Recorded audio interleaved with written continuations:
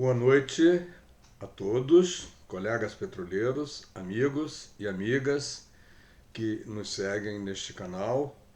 Vamos conversar um pouco, ou talvez bastante, sobre questões que nos afetam sobremaneira e que estão ligados diretamente a políticas de governo.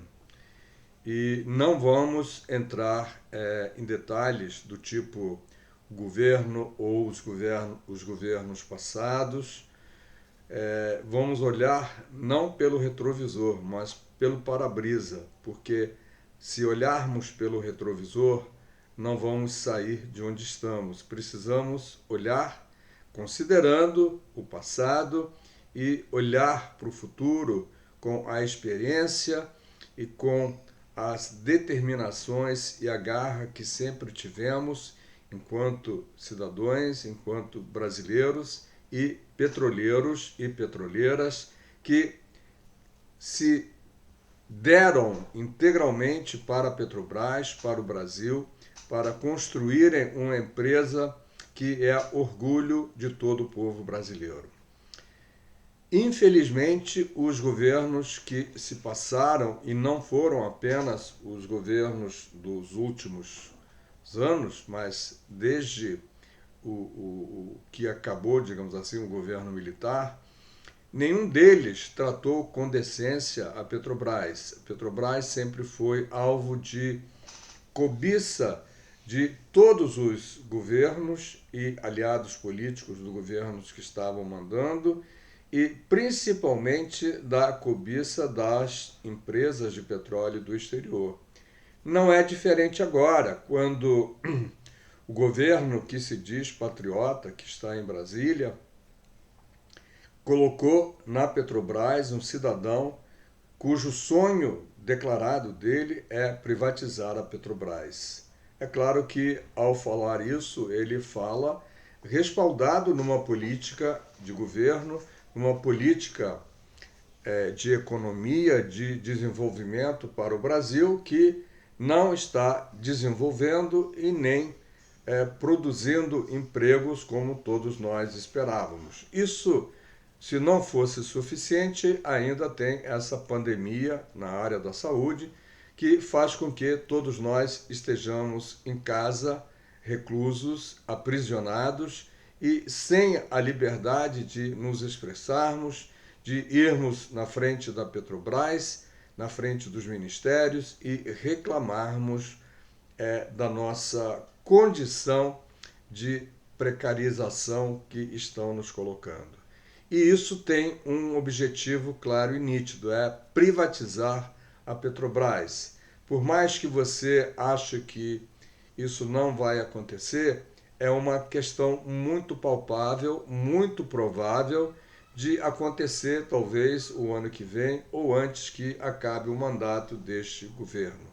Que, independentemente de você gostar ou não do presidente que está aí nos governando, quem manda de fato nesse país é Paulo Guedes. Paulo Guedes, o todo-poderoso ministro da Economia, é a rigor o primeiro-ministro. É ele que define quem vai ter aumento, quem vai não ter aumento, o que será privatizado, o que não será privatizado.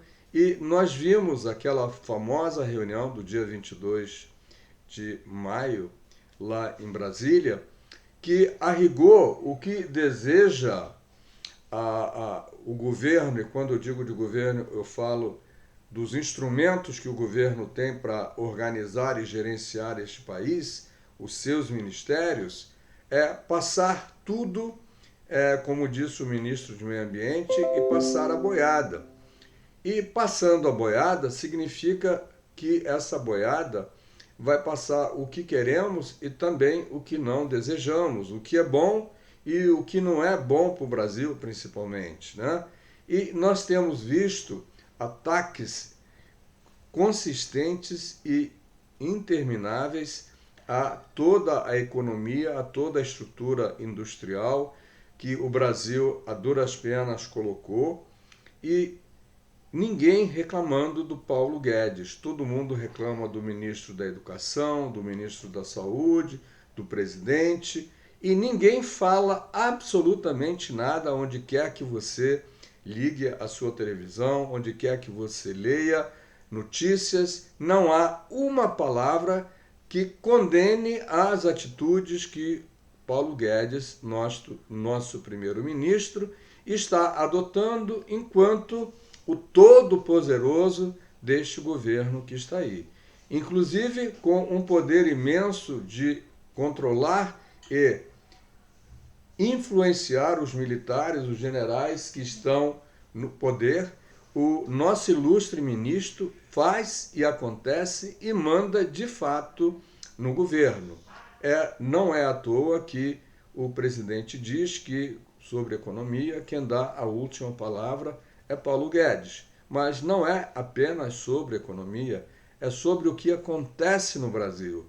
O que está acontecendo de bom e de ruim em termos de economia, de desenvolvimento econômico, industrial, de criação ou não criação de empregos, é de responsabilidade de Paulo Guedes. Paulo Guedes é quem dá as ordens. Qual é o programa de desenvolvimento econômico do Paulo Guedes? Não tem. E não sou eu que estou dizendo que não tem. Basta olharem para a pré-eleição ou a época de candidatura dos presidenciáveis e ver qual é o programa de desenvolvimento do Paulo Guedes. Nenhum. O único programa que o Paulo Guedes trombeteia aos quatro ventos é vender tudo, é privatizar tudo, desde as empresas mais insignificantes que devem de fato ser privatizadas até empresas estratégicas como Eletrobras, Petrobras, Correios e Telégrafos e tudo mais que você possa imaginar, como inclusive o controle e distribuição de água, né? Água potável no Brasil. Então tudo é privatizável, inclusive a educação. Ora, não conhecemos países que estão no nível de industrialização, no nível de crescimento, que são países, digamos, pertencentes ao primeiro mundo, que tem as 7 economias, digamos assim, desenvolvidas do planeta, que agiram assim para estarem onde estão. É claro e óbvio que o Paulo Guedes e o governo que está aí, ultraliberal, não tem um projeto para desenvolver o país. O projeto é privatizar tudo. Inclusive, as nossas empresas que são estatais estão sendo compradas por outras empresas estatais desses outros países, né? China, Estados Unidos, Itália, França, Inglaterra, ou seja, países árabes. Tudo que é nosso, tudo que é público está virando privado das empresas públicas desses outros países. Ora, se não é bom ter empresas públicas, por que a Inglaterra, a França, a Itália, os Estados Unidos e outras grandes economias detêm esse poder?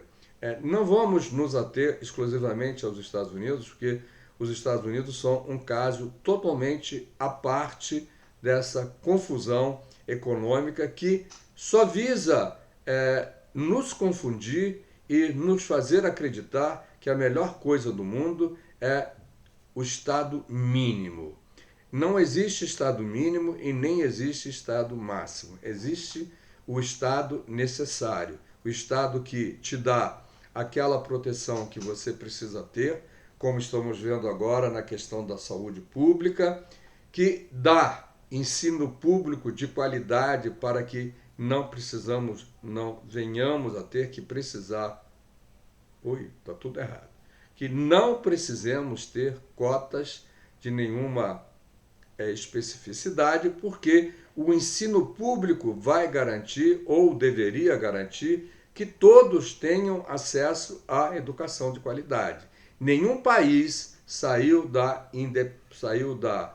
escravidão ou a submissão a um outro país qualquer sem que tenha superado essa questão da educação. Sem educação, sem o crescimento do nível de profissionalização, do nível industrial, do nível da agricultura, de todos os campos da economia que nós vemos que esses países industrializados têm, que nós também temos todas essas condições, mas que estão sendo delegadas a um segundo plano e focando exclusivamente naquilo que interessa e produz pouquíssimo emprego, que é a agricultura.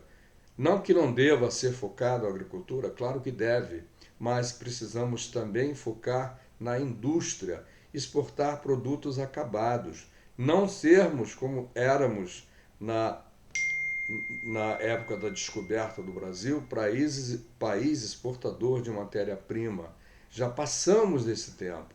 Precisamos utilizar as melhores tecnologias, precisamos ter uma grande indústria, precisamos ter um grande conhecimento, investir em pesquisa, como todos fizeram e estão fazendo. A Coreia do Sul, o Japão, Taiwan e todas as grandes potências econômicas do mundo, França, Itália, os países europeus de uma maneira geral, os Estados Unidos, por que não, investiram e investem em economia.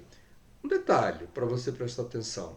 Olha lá nos Estados Unidos, quem são os alunos que estão nas melhores universidades americanas, você vai ter uma grande surpresa. A maioria dos alunos que estão lá são de outra nacionalidade, não são americanos, são alunos de outros países que vão lá, porque o ensino é de qualidade lá, mesmo pagando. E são alunos que têm essa possibilidade de ir estudar pagando e têm uma informação, têm uma formação de altíssima qualidade, retornam aos seus países de origem e implementam os conhecimentos adquiridos lá. Quando não, são contratados a peso de ouro por universidades e laboratórios ou centros de pesquisas americanos que enxergam nessa potencialidade, nesse conhecimento, um fator de diferenciação, um fator de crescimento econômico. Os Estados Unidos estão arrependidíssimos daquela velha política de vamos terceirizar toda a produção, vamos colocar nos países do terceiro mundo tudo o que é produção e vamos ficar somente com o software. O hardware vamos exportar. Vamos produzir na China, no México, em todos os países possíveis e nós vamos ser os países produtores de tecnologia.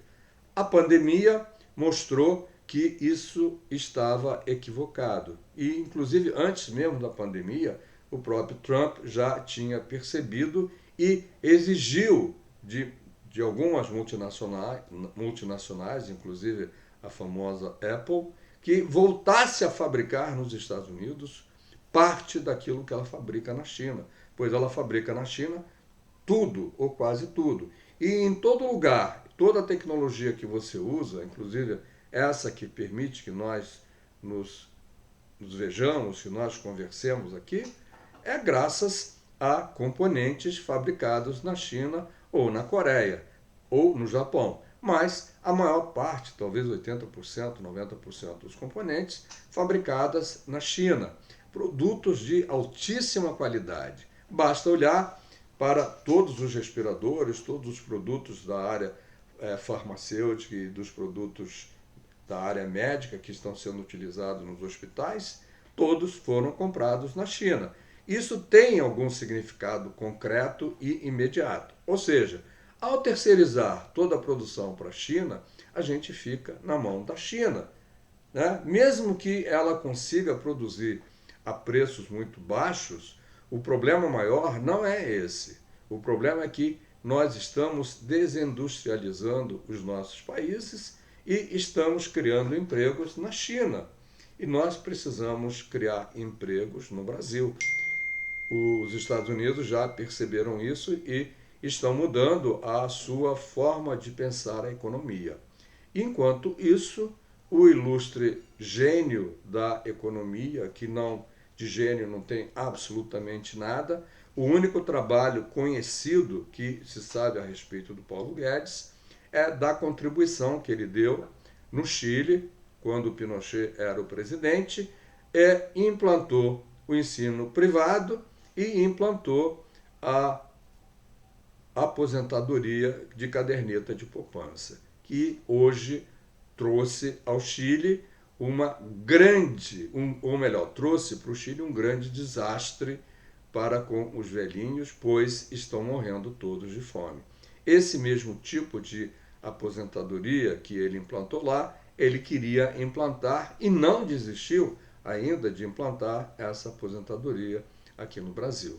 Então, de gênio, a gente não sabe o que ele tem, né? Porque todas as oportunidades que tivemos de ver o Paulo Guedes discursar ou falar sobre economia, para ele tudo se resume em privatizar, em criar oportunidades, tudo se resume a dar aos privados o que é público. Já disse antes, não se trata de trabalhar em cima do tamanho do Estado, mas sim em saber qual é o tamanho que o Estado deve ter. Né? Não deve ser nem grande nem pequeno, deve ter o tamanho para atender a população. Agora, é claro que existem coisas absurdamente assim, na cara da gente que precisam ser mudadas, como, por exemplo, a eleição ou indicação de ministros para o Supremo Tribunal Federal, que não deveria nunca passar pela mão do presidente, né? Deveria mudar essa legislação e ser algo de carreira no Ministério Público, no Judiciário, assim como no Ministério Público e na Advocacia Geral de União. Porque existem as coisas que são do Estado e não do governo. E essas coisas precisam trabalhar de forma independente, como trabalha a Polícia Federal. E quando um presidente da República, qualquer que seja ele, interfere na política de um desses organismos de Estado, está interferindo a favor ou contra as pretensões que ele tem de governo. Então, na democracia verdadeira que nós queremos, sem nenhum adjetivo, queremos simplesmente democracia. Nós gostaríamos de ver o tamanho, por exemplo, do Congresso reduzido ao mínimo necessário.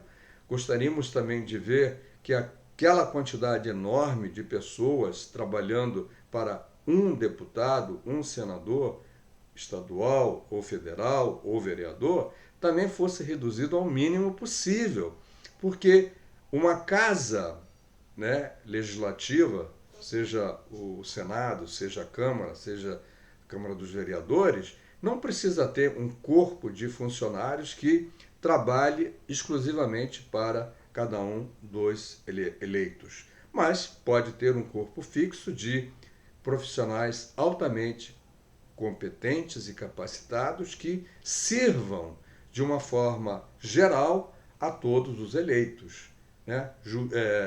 Advogados, economistas, enfim, toda sorte de profissionais necessários para que se produza uma legislação coerente e que ajude os deputados e senadores a trabalhar essas ideias. E funcionaria muito bem desse jeito, né?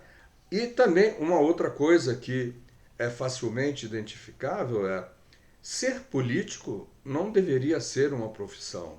Portanto, se aposentar depois de 8 anos de mandato é um absurdo, uma excrescência. Deveria contar como trabalho realizado. E aí o cidadão se aposentaria com 8 anos a mais na sua carteira normalmente. E não seria 8 anos de, por exemplo, advocacia, mas 8 anos de político coincidentes. Ou um ou outro. Porque você, trabalhador, eu trabalhei 40 anos numa mesma empresa, depois, ainda fora dessa empresa, eu tinha trabalhado mais 7 ou 8 anos, e me aposentei com 66 anos.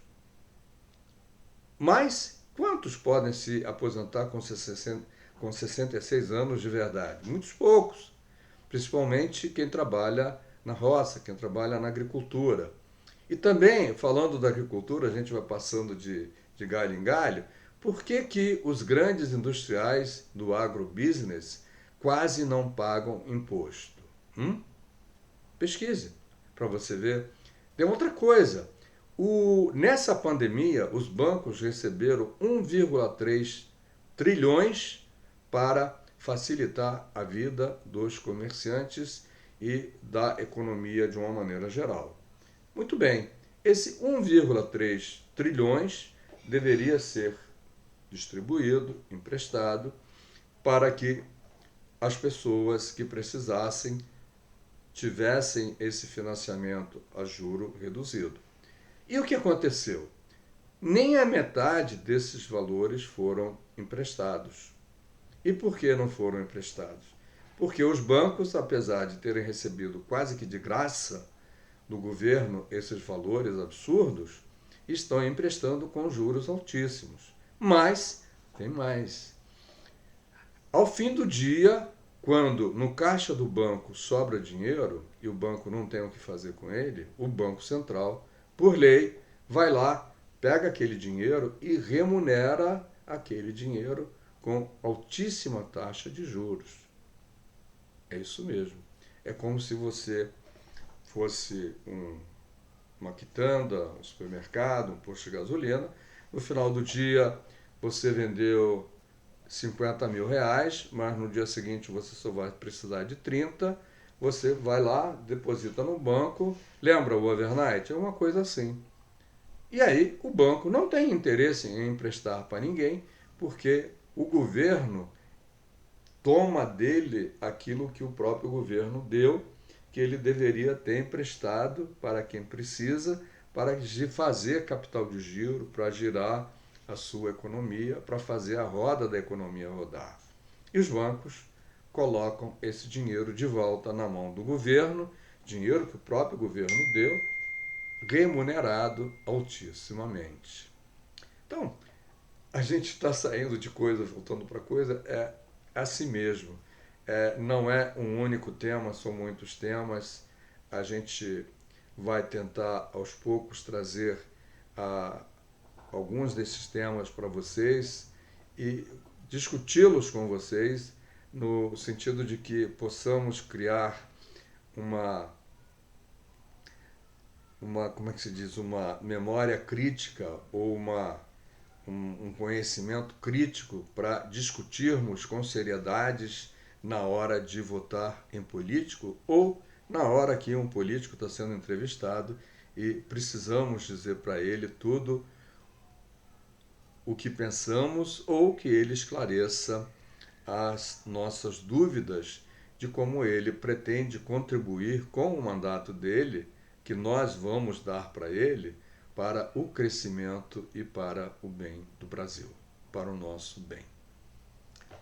Vamos lá, vamos continuar a conversar sobre isso, sobre Petrobras, sobre o porquê que a Petrobras não pode e não deve ser privatizada, porquê que empresas estratégicas que são fomentadoras de desenvolvimento econômico para todos os brasileiros não podem e não devem ser privatizadas. Te vejo no próximo vídeo e não esqueça, compartilhe com amigos, amigas, colegas petroleiros e não o que estamos discutindo aqui e deixe a sua mensagem.